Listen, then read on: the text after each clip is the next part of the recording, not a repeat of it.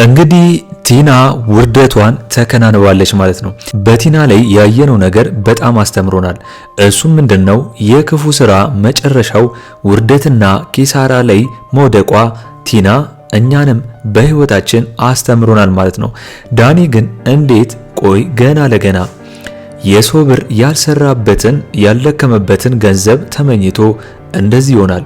እንግዲህ ወንድ ልጅ ነው መስራትና መለወጥ እየቻለ በዛ ላይ ደግሞ እንደምናውቀው ጥሩ ሚስት አለችው ኤደን። እሷም እየለመነችው ነው። አብረው ለመለወጥ ያላት ፍላጎቷ በጣም ደስ የሚል ነበር። እንዴት አሁን ላይ ይህንን ይመርጣል? በዚያ ከሄዱ መጨረሻው እንደ ቲና የከፋ ነው የሚሆነው ማለት ነው። ከቲና መማር ካለበትም በጊዜ ሊማር ይገባል ብዬ አስባለሁ። እስኪ በዳኒ ጉዳይ እናንተም ሐሳብ አስተያየታችሁን በኮሜንት አስቀምጡልኝ። እንግዲህ እችን ቀን በጉጉት ሁላችንም ስንጠብቀው ነበር። እንግዲህ ሰው የለፋበትን የሰውን ላብ ሳይለፉበት ለመብላት የሚፈልጉ ሁሉ ትምህርት ነው ብዬ አስባለሁ። በተለይ ለቅመሞች ወደድኩት አፈቀርኩት ብላችሁ አሳልፋችሁ ንብረታችሁን ስትሰጡ ያው ሰው የበላይ ሆኖ መንቅሮ እንደሚያወጣችሁ አትርሱ። ቲና ቢሳካላት ኖሮ ሁሉንም እንግዲህ ካሌብንና አባትየውንም ትሁትንም ሳይቀር ጎዳና ላይ ጥላቸው ነበር። ፋዘር ግን ይህንን ነገር በስተመጨረሻ አደብ ሰጥተውታል ማለት ነው። በጣም ነው የተመቹኝ። የቲና የመቃጠል ዘመን ሆኖባታል። ምክንያቱም በሰው ቤት ህልሟን ልታሳካ ነበር፣ ነገር ግን አሁን ላይ ተበልታለች። ዳኒም ቢሆን ከአባትየው ገንዘቡን ካገኘ ዞር ብሎ ቲናን እንደማያያት ግልጽ ነው። የሰው ቤት የሰው ነው። ቲና የእጇን አግኝታለች ማለት ነው። እንግዲህ ቲና አሁን ላይ በጣም ውርደት ውስጥ ገብታለች። ስታለቅስም ነበር። የቲና ውርደት የተመቻችሁና በጣም ደስ ያላችሁ እንግዲህ ሁላችሁም ሐሳብ አስተያየታችሁን ኮሜንት ላይ አስቀምጡልኝ። አሁን ላይ ዳኒ አባትየው ያለውን ሙሉ በሙሉ እንደፈጸመና ብሩን እንዲሰጠው ጠይቆታል። አባትየው ግን አንድ ሐሳብ ሰጥቶታል። እሱም ምንድነው? እጣ ሊያወጣለት እንደሆነና እጣው ላይ ሊሳካም ላይሳካም እንደሚችል ነገር ግን ከደረሰው ሊሰጠው እንዳሰበ ነው ለትሁት የተናገረው። እናም አባትየው ለዳኒ 3 የእጣ ወረቀቶችን አስቀምጦለታል ማለት ነው። ዳኒም የትኛውን ማንሳት እንዳለበት ግራ ገብቶታል። አባትየው ዳኒን አስቦ ከ3ቱ አንዱን እጣ እንዲያወጣ ጠይቆታል ማለት ነው። እንግዲህ ዳኒ እጣው የደረሰው ምን ይመስላችኋል? 4 ሚሊዮን ብር ነው ወይስ ያነሳው ወረቀት ባዶ ነው? እስኪ እናንተ ሐሳብ አስተያየታችሁን በኮሜንት አስቀምጡልኝ። አሁን ላይ ዳኒ ቲናን ለብር ብሎ እንደቀረባት አባትየው ያውቋል። ምክንያቱም የምትወደው ሚስት እንዳለ ኤደንን አስተዋውቋቸዋል ማለት ነው። ከሷ ጋር መለወጥና መስራት እንደሚፈልግ የእሷም ሞራል በጣም ትልቅ እንደሆነ ኤደን ነግራቸዋለች። ነገር ግን ዳኒ ከቲና ጋር ያለውን ግንኙነት ያላወቁ ነው የሚመስለው ማለት ነው። እህቴ ነች ብሎ አሁንም ድረስ ካሌብና አባትየውን እያሙኛቸው ነው የሚገኘው። ነገር ግን አባትየውና ካሌብ ቲና የዳኒ እህት እንዳልሆነችና ውሽማው እንደሆነች አውቀዋል ማለት ነው። አውቀው ዝም ነው ያሉት። ትሁት እንደምታውቅ ያውቃል። ለዛም ነው እንግዲህ ዳኒ እሷ ጋር እየሄደ እንድታማክረው የሚጠይቃት ሁሌም ማለት ነው። እስከዛሬም ስላልተናገረችበት ትሁትን አሁንም ቢሆን ያምናታል።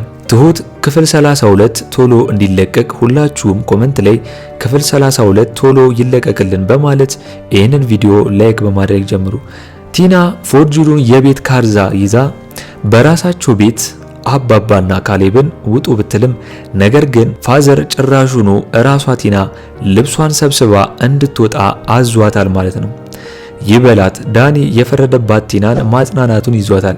አሁን ላይ ዳኒ አሁንም ቢሆን ቲናን እንድትረጋጋ እና ያበላሸችውን ነገር እንድታርመው ነው እየነገራት ያለው። ዳኒ ቲናን እህቴ ናት እያለ እዚህ አለመሆኑንና መቆየቱ እንዳሳፈረችውና እንደደበረው ነው በማስመሰል ለነካሌብ የሚነግራቸው።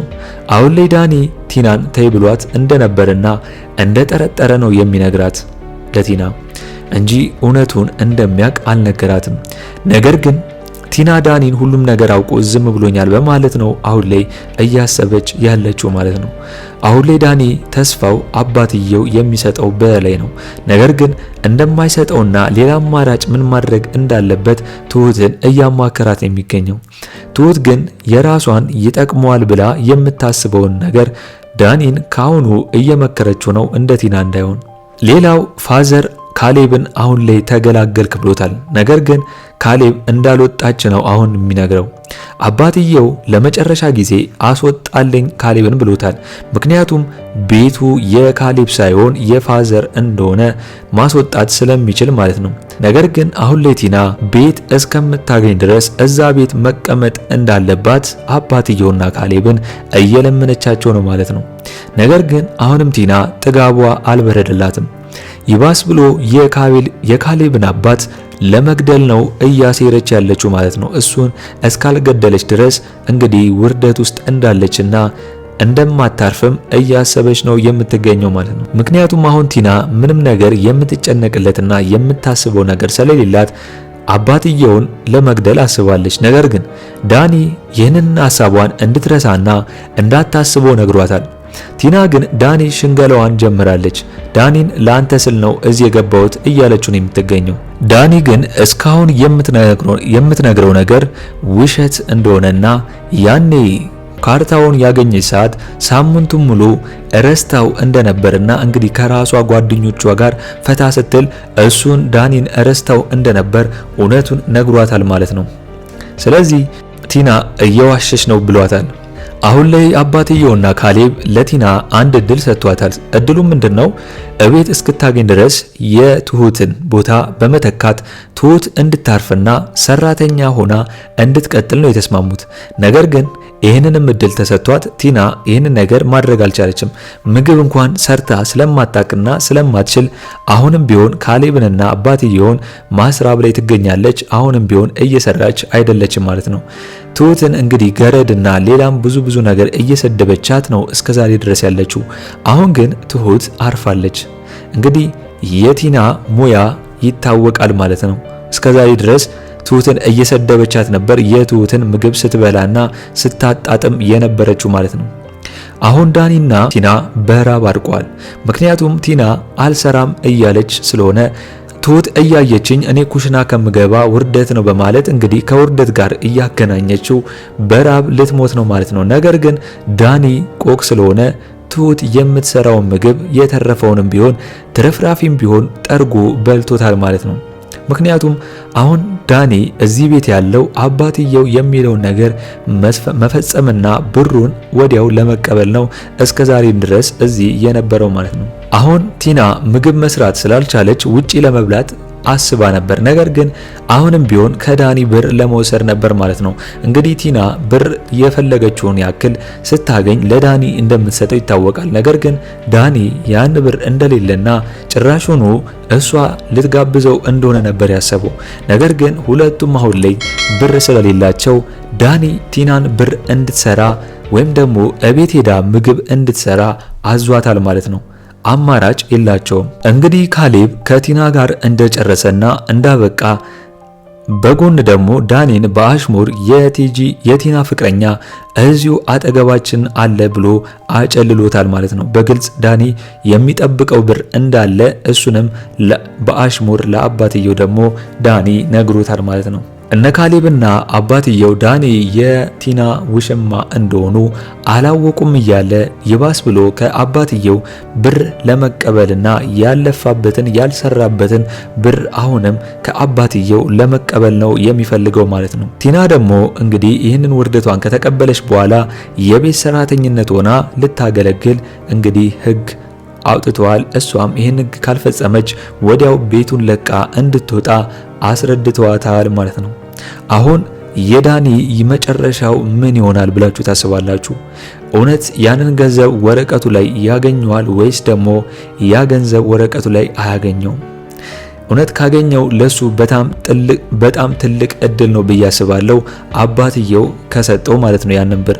ነገር ግን ብሩን የማያገኘው ከሆነ እስከዛሬ ድረስ ቲናን እውነቱን ስላልነገራት ወዲያው ለቲና እውነቱን ለመናገር ነው የሚያስበው ማለት ነው። ምክንያቱም እስከዛሬ አውቆ ዝም ብሎ ቲና እንደዚህ ውርደት ላይ እንድትገባ ያደረገው ዳኒ ምንም ቢሆን ይህንን ብር ከአባትየው ለመቀበል ባይፈልግ ኖሮ እውነትን ነግሯት ቲና እንድትጠነቀቅ ያደርግ ነበር።